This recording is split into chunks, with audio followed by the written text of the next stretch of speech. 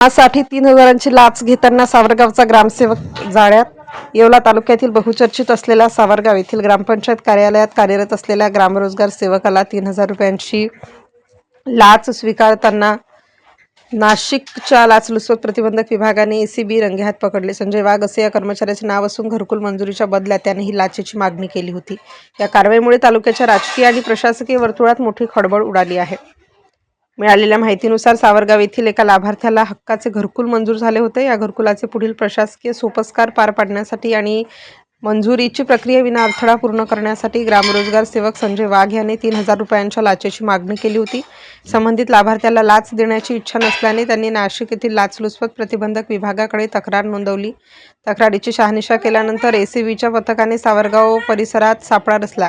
ठरल्याप्रमाणे तक्रारदाराकडून 3,000 रुपये स्वीकारताना संजय वाघ याला पथकाने रंगेहात ताब्यात घेतलं.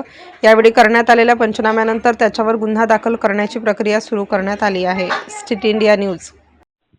स्टार न्यूजसाठी मोहसिन पठाण, नाशिक.